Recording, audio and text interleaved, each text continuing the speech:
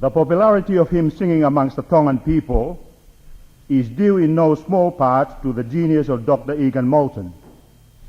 The standard and quality of his composition, translation, and interpretation of the hymns has never been equalled.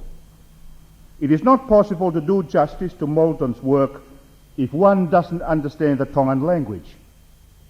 However, it is hoped that this hymn festival can give you a feel of that lasting influence on the lives of those who sing these sacred songs.